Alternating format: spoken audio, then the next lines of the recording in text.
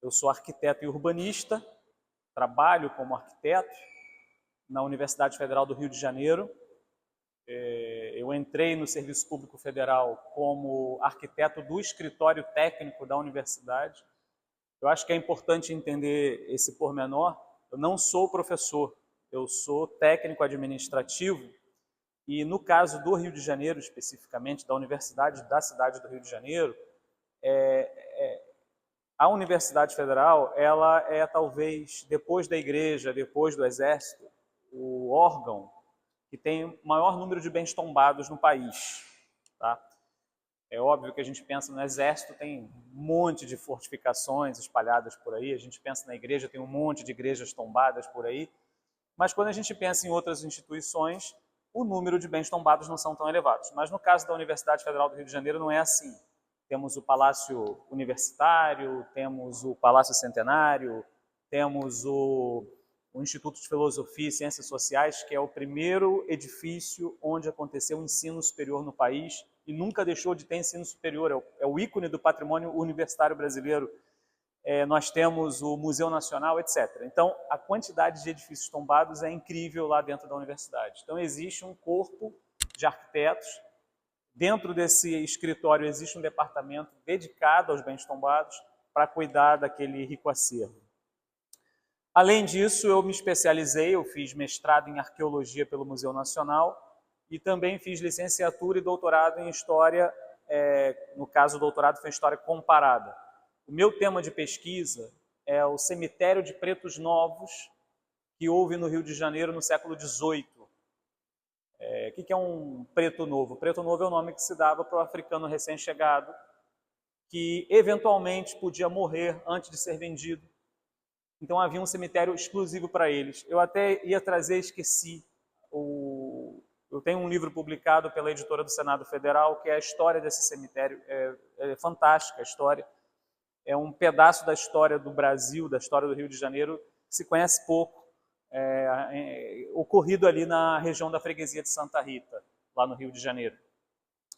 Essa região do Rio hoje está muito famosa, porque o cemitério de Santa Rita, como eu disse, funcionou no século XVIII, chegou um momento que ele migrou para uma outra região da mesma freguesia, que é a região chamada Valongo. Aí já começa a suar um pouco mais, porque o cais do Valongo virou patrimônio mundial pela Unesco, então tem havido muita agitação em torno da região do Valongo, onde também existe um cemitério de pretos novos, em que se fazem pesquisas, etc., para identificar a proveniência daqueles africanos. Então é isso, eu sou um arquiteto, portanto, que tem uma forte carga de estudos históricos e com uma experiência na área de bens tombados. Nessa experiência eu tive meus traumas. Eu acho que todo mundo que trabalha com bens tombados sabe que é uma fria total. A gente sofre pra caramba, tem que ficar enfrentando tudo e todos. E talvez o momento mais duro da minha carreira tenha sido o Museu Nacional. Para quem não sabe, o Museu Nacional é o primeiro museu do Brasil, é a primeira instituição científica do Brasil. Ela foi fundada, essa instituição, por Dom João VI, para ser o lugar onde os grandes tesouros da nação, do ponto de vista científico, fossem reunidos. Então lá você tinha múmias, inclusive havia múmia raríssima, que não tinha nem mesmo no Egito. Tinha uma cantora egípcia que estava lá. Eram 9 múmias. Toda uma coleção de meteorítica, coleção de botânica, eram coisas incríveis, coleção de línguas indígenas, etc. Era um centro de excelência que tinha sido, a seu tempo, lá um lugar super visitado, super frequentado por cientistas do mundo inteiro. E o problema todo é que, com a proclamação da República, para apagar a memória do Império, a República ordenou que o Museu Real fosse transferido para dentro do Palácio Imperial, porque a Quinta da Boa Vista era a sede, era como se fosse o Palácio da Alvorada. A Quinta da Boa Vista era onde morava o imperador. Então o Museu Real foi tirado lá de onde ficava, no Campo de Santana, e foi introduzido no palácio. E o palácio foi completamente descaracterizado. Pintaram os afrescos das paredes de branco, derrubaram 2 capelas que havia lá dentro, fizeram uma verdadeira destruição do palácio, colocaram laboratórios lá dentro, etc. E o palácio, depois de 100 e tantos anos, já estava bastante machucado, bastante maltratado. Vocês imaginem, era um prédio do século XVIII, que foi adaptado para ser a casa da família real, que depois recebe um museu desse porte. E eu estudei lá, e por uma série de coincidências do destino, designaram que eu fosse o arquiteto que cuidaria desse prédio. E qual que era a proposta? A proposta era, foi assim mesmo, você tem 1 ano para aprovar a restauração do prédio. Aí você fala, bem, é impossível, né? A área é maior que o Maracanã. Quer dizer, como assim fazer um projeto de restauração? Não tem nem dinheiro para isso. E o combinado seria, não, vamos restaurar 3 coisas aqui dentro. As salas históricas, que é a sala do trono, a sala dos diplomatas e o quarto de música de Dom Pedro, de onde ele ficava olhando a Marquesa de Santos pela janela. Era uma sala que tinha lá. Além disso, o Jardim das Princesas, que é um jardim todo de mosaicos, que foi feito pelas próprias princesas lá, com cacos de cerâmica inglesa, etc. E inclusive ali é um sítio arqueológico delimitado e registrado no IPHAN.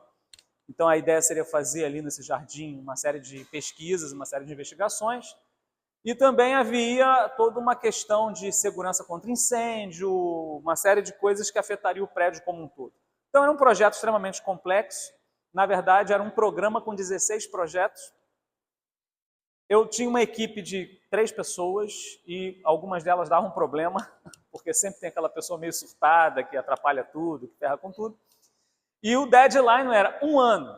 Por que 1 ano? Porque o BNDES prometeu dar o dinheiro e você precisa conseguir todas as aprovações e apresentar todos os papéis. Aí, quando você vai na Prefeitura do Rio, começa a descobrir que tinham subornado o cara da Prefeitura, que tinha papel faltando, que tinha coisa errada, que tinha pendências. Aí você vai no IPHAN e o IPHAN fala assim, como é que você arruma dinheiro para um projeto se o projeto nem existe, eu nem aprovei, eu não vou aprovar pelo fato de haver o dinheiro, só vou aprovar se realmente o projeto for condizente. Então era uma loucura completa. E para piorar a situação, esse prazo de 1 ano, qual era o motivo? O motivo do prazo é que o BNDES tem o momento dele de dar o dinheiro. De modo que se eu não conseguisse todas as aprovações dentro daquele prazo, o dinheiro não ia vir. Só que o BNDES ele exige que você use a Lei Rouanet. Por quê? Porque é mais cômodo para quem vai dar dinheiro. Na Lei Rouanet, você tem que fazer o orçamento do negócio e quem vai auditar o orçamento é o governo. Se o governo dá ok, é sinal de que o teu orçamento faz sentido. Então, eles têm um trabalho a menos. Por isso que eles pedem a Lei Rouanet. Não precisava ter pedido, eles só pediram por isso, para que eles não tivessem o trabalho de auditar o orçamento. Então, eu faço o orçamento, mando para o governo audita, me dá o número do PRONAC e aí eu falo com eles e eles me dão dinheiro. E o problema todo qual era? O Ministério da Cultura não funcionava. Simplesmente o nosso projeto estava parado há 10 meses lá no Ministério da Cultura e ninguém fazia nada andar. Ao que tudo indicava, o troço não ia ser aprovado. Então, assim, foi um desafio e tanto. Foi um projeto assim, maravilhoso de poder montar tudo isso, etc. e tal. E, graças a Deus e a todas as conspirações que houve, todas as mexidas de pauzinho, o que aconteceu é que no dia 364 eu consegui a última aprovação. E foi engraçado porque a última aprovação não foi do Ministério da Cultura, não foi do IPHAN, a última aprovação foi da Prefeitura do Rio, que foi o órgão mais chato de todos, que não queria liberar de jeito nenhum, porque estava tudo irregular, né? Mas tudo bem, a gente conseguiu acertar todas as irregularidades, entregamos toda a documentação e o contrato foi assinado com o BNDES. Assinamos o contrato na véspera do aniversário de 200 anos do Museu Nacional. Então teve uma mega festa apoteótica, com presença de deputado, todo mundo lá, aquela confusão toda. Assinamos o contrato a 4 de junho de 2018. E aí o BNDES falou assim, só vamos dar o dinheiro depois das eleições. Os advogados falaram que não podemos dar o dinheiro antes das eleições. Aí eu saí de licença, porque nessa altura do campeonato eu já estava arrebentado, tinha trocado o diretor, a gente não se dava muito bem, tinha muita briga, eu estava no meio do doutorado, aquela confusão toda, e aí Eu estava em casa tranquilamente quando chega a notícia, no dia 2 de setembro, ou seja, 2 meses depois, de que o prédio estava pegando fogo. Então o projeto foi para o espaço. O meu sonho era poder executar esse projeto, mas não foi mais possível. E então, situações como essa, em que você está lidando com patrimônio, você está se matando, você está se esforçando, se não bastasse toda a loucura, ainda por cima acontece esse tipo de sinistro. Então é para qualquer um querer desistir, né? E realmente, do ponto de vista humano, aquele incêndio foi catastrófico, porque ele arrebentou com o tecido social da universidade. Teve um professor de egiptologia que era um dos maiores professores do mundo. Esse camarada morreu 1 ou 2 anos depois de desgosto, ele travava no meio da aula. As pessoas brigavam por falta de espaço, porque o museu tinha outros prédios e as pessoas se amontoaram nos prédios. A universidade não sabia lidar com o problema. Não sabia lidar com o problema. Então teve muita briga, muita confusão. E nesse momento, o que aconteceu foi que a universidade meio que não sabia o que fazer comigo. Afinal de contas, todo o investimento que foi feito de trabalho, de estudo e tal, tinha simplesmente desaparecido da noite para o dia. E nesse momento, o Arquivo Nacional me requisitou para trabalhar lá no Arquivo Nacional. Então eu passei um período fora da universidade, trabalhando em outros órgãos, e que foi uma experiência muito boa para mim. No primeiro momento eu fiquei no Arquivo Nacional, trabalhando com os prédios tombados do Arquivo Nacional. O Arquivo Nacional, ele tem uma filial em Brasília, mas a sede fica no Rio de Janeiro. Ele é feito de 8 edifícios tombados no Rio, do Rio são 4 tombados e mais 4 não tombados, e em Brasília tem mais um que não é tombado. Mas tinha que cuidar de todos esses prédios, e depois de um tempo lá no Arquivo Nacional, eu fui transferido para a Fundação Biblioteca Nacional, e aí foi a primeira oportunidade que eu tive de não trabalhar como arquiteto. Na Fundação Biblioteca Nacional, eu trabalhei como historiador e como coordenador de cooperação internacional. Então, fazia acordos de cooperação com outros países, com entidades de outros países, etc. e tal. E uma das coisas nas quais eu trabalhei foi o chamado Projeto Resgate Barão do Rio Branco, que é um projeto de localização e, eventualmente, reprodução de documentos sobre o Brasil colonial em qualquer lugar do mundo. É um projeto antiquíssimo que começou no século XIX, que é fantástico, a gente pode falar dele em outro momento. Então, assim, a minha experiência nessa área de patrimônio é um pouco dolorosa, mas eu tenho uma experiência interna de como o governo funciona, como é que o Estado brasileiro funciona, quais são as nossas mazelas e quais são os nossos... onde que o calcanhar aperta, digamos assim, tá? Mais ou menos eu tenho essa experiência. Certamente muitos de vocês que estão aqui também conhecem isso, né? Quais são os nossos dramas. No caso do patrimônio eclesiástico, eu não tenho uma experiência direta, eu tenho só uma coisa indireta, porque, obviamente, eu tenho muitos amigos nessa área, e eu sei que o mundo eclesiástico ele também tem as suas peculiaridades, mas é bastante parecido com o serviço público. Em alguns aspectos a gente pode dizer que é bem parecido, então eu acho que é possível a gente fazer essa troca. Bem, eu coloquei aqui o selo do IBRAM, do IFAM, não porque eu seja desses órgãos, muito pelo contrário, mas porque, obviamente, são órgãos que acabam nos fiscalizando, nos dando critérios, nos fazendo exigências, então eu acho que é importante também a gente tê-los em consideração. Então, olha, eu preparei aqui para a gente conversar hoje esses 4 tópicos. Primeiro, o que é patrimônio cultural? Depois, qual a sua importância, qual é o cenário que nós estamos vivendo e como que a gente cuida disso, tá bom? Dessa forma, eu acho que a gente consegue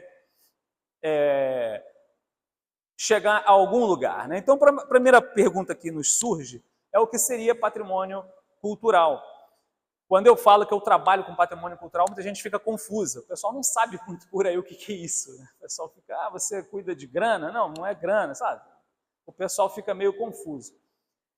Então vamos lá. Primeira coisa que eu queria dizer é que a nossa Constituição ela é muito avançada para o seu tempo, no quesito de patrimônio cultural.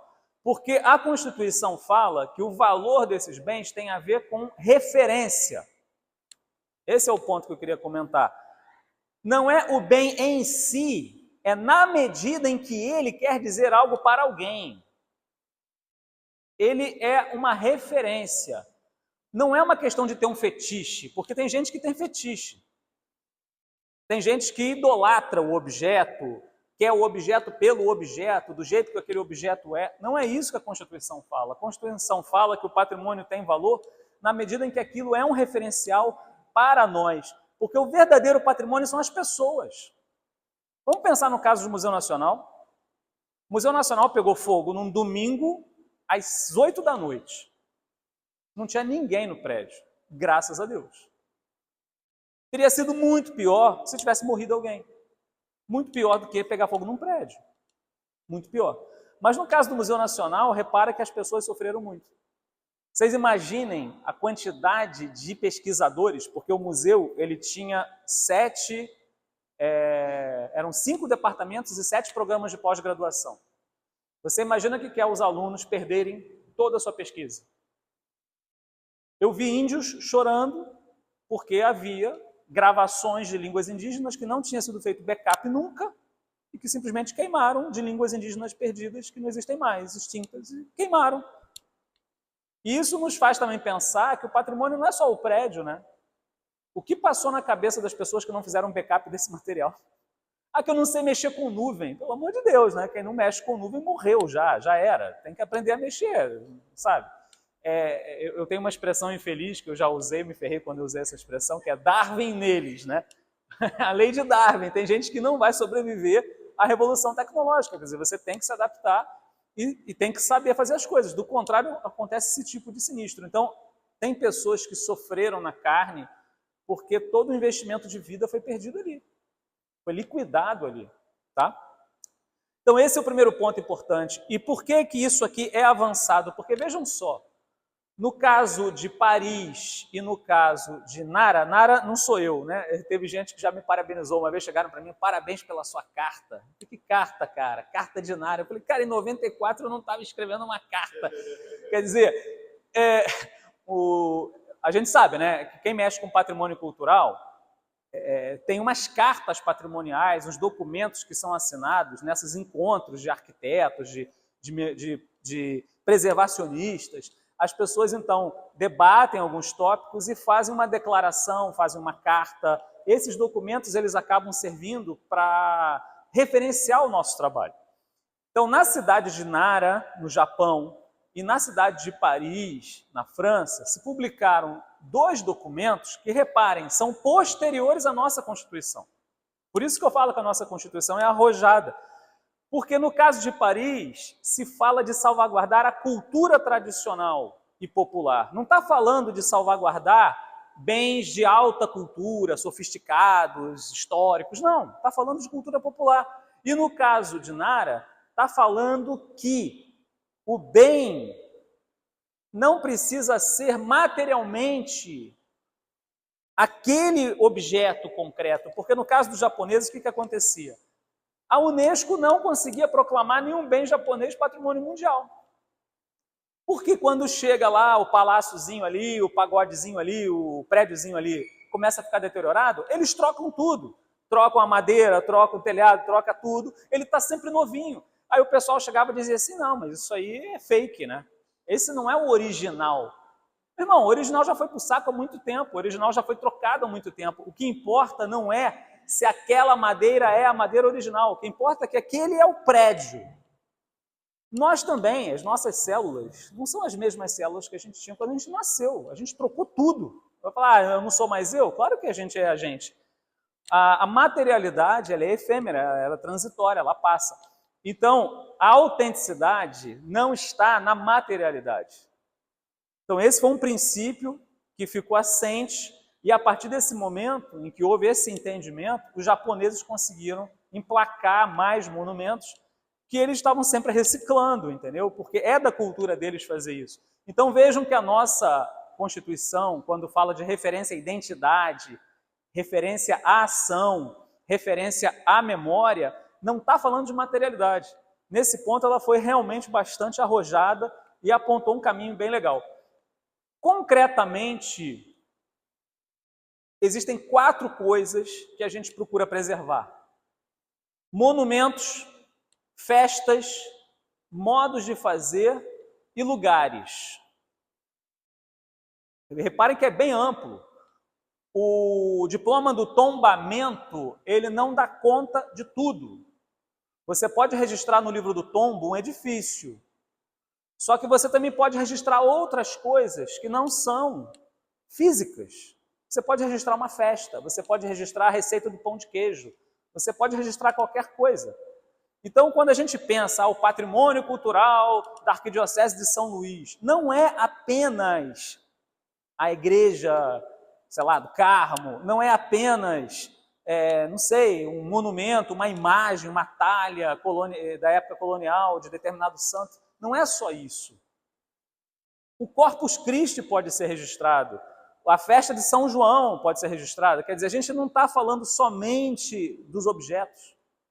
A gente está falando de tudo aquilo para o qual a gente olha e a gente se sente referenciado. Aquilo nos dá personalidade, nos dá identidade, entende? Então é muito mais ampla essa visão. E aqui eu queria até ampliar um pouco mais. Eu não sei, até faço a pergunta, se alguém souber me responder, que é uma dúvida realmente que eu tenho. O arquivo da Cúria é disponível para consulta? Ou os arquivos estão em cada paróquia? Porque no caso do Rio de Janeiro, por exemplo, os registros paroquiais, eles vão sendo entregues à Cúria Metropolitana. Então, quando a gente quer fazer uma pesquisa lá no Rio de Janeiro, a gente vai até o arquivo da Cúria e a gente tem tudo lá. Então, por exemplo, eu peguei o testamento do Manuel Nascentes Pinto, que foi registrado lá no óbito do Manuel, é de 1730. E a gente tem as cartas pastorais do bispo do Rio de Janeiro, 1740. Essa documentação fica toda lá. É que documento também é patrimônio documental. E às vezes a dor é que os nossos documentos estão sendo comidos por cupins, estão sendo perdidos, estão sendo totalmente destruídos. Então é importante que a gente recupere esse material e às vezes é preciso até que a própria Cúria tome a iniciativa no sentido de pedir para as paróquias entregarem seus documentos, porque talvez as paróquias não tenham condição de guardá-los. Então não sei como é que funciona aqui. Eu sei que o arquivo público é muito bom. O site é responsivo, é rápido, você consegue fazer download da documentação, está toda explicadinha, catalogada. Eu não sei, eu não cheguei a procurar. Alguém sabe como é que é o arquivo aqui da diocese?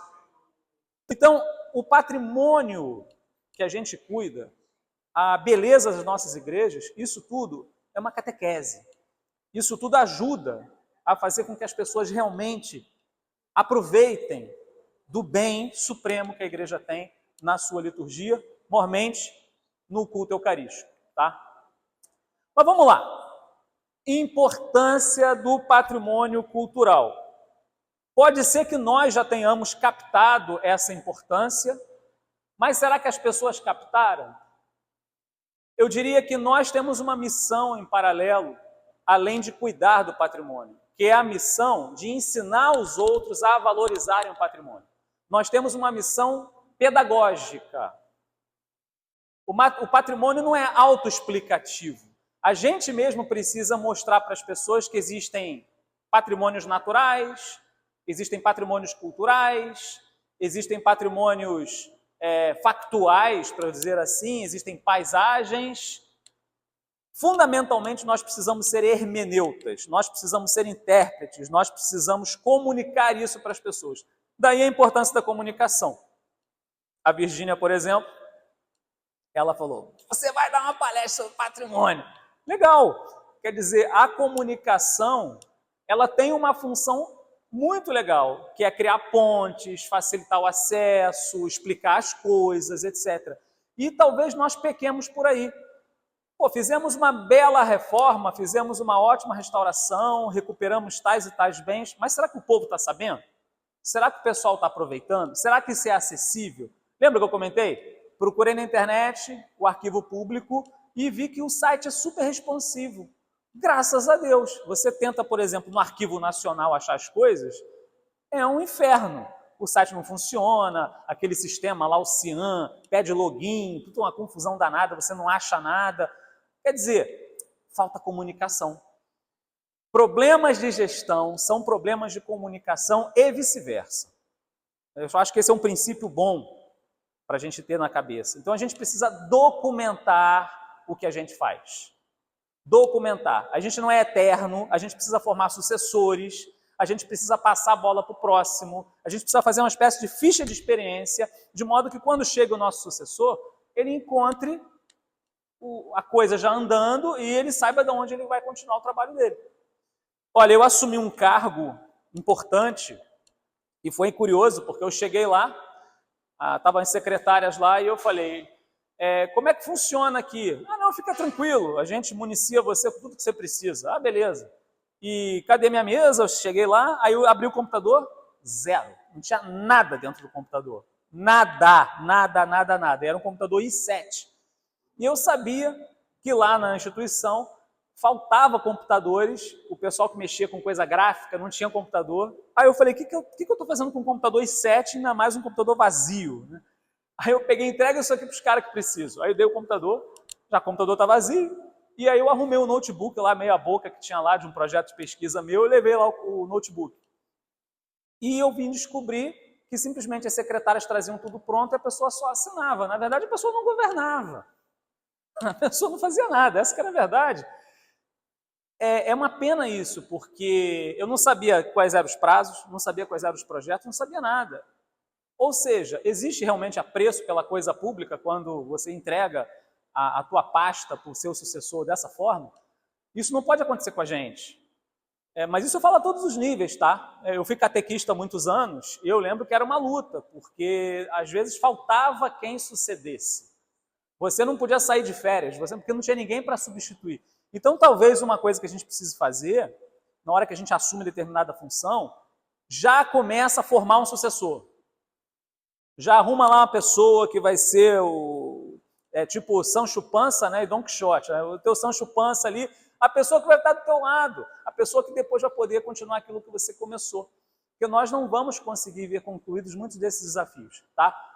Então, comunicação e registro, isso está na Carta de Veneza, é uma carta patrimonial, na qual se fala da necessidade de documentar de forma precisa, de tornar isso público. Portanto, vamos publicar livros, vamos registrar as coisas, vamos depositar esses informes no IPHAN. Quando eu comecei a fazer a minha pesquisa sobre o cemitério de Pretos Novos, aconteceu uma fatalidade. É que a Prefeitura do Rio de Janeiro resolveu fazer uma obra pública, que já estava prevista há uns anos, e ela executou a obra durante a minha pesquisa, que era passar um trem em cima do cemitério. O veículo leve sobre trilhos.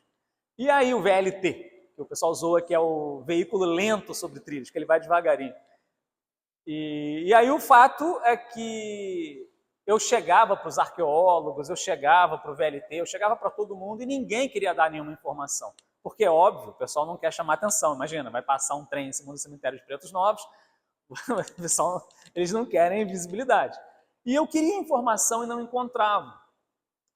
Aí eu tive o estalo. Eu falei, claro, a lei brasileira manda que haja transparência. Direito à informação. Essas pessoas não podem bloquear a informação para mim. E de fato, os órgãos de tutela do patrimônio, o IPHAN, lá no caso do Rio de Janeiro, o estadual chama INEPAC, a Prefeitura do Rio tem o Instituto Rio Patrimônio da Humanidade, esses órgãos cobram essa documentação. De modo que eu fui ao sistema eletrônico de informações na busca pública e encontrei todos os relatórios que a empresa de arqueologia estava entregando para o IPHAN. Tinha calhamaços de 200 páginas com todas as fotos do que eles encontraram, tinha a foto dos dentes dos escravos, todos os negócios lá. Que eles diziam que não podiam dar a informação. Essa informação é pública e estava online no site do IPHAN. Então, olha a importância que tem um órgão como esse de cobrar, exigir esse tipo de coisa, até para garantir que não haja interesses escusos, manipulação, essas coisas todas, tá? Então é importante que a gente também faça a nossa parte e documente tudo isso que a gente está realizando. E nesse caso, a gente vai ter dois grandes aliados, que são os museus e os arquivos. Nós podemos musealizar esse trabalho que fazemos por meio de exposições, nós podemos enriquecer os nossos acervos que estão guardados nos arquivos.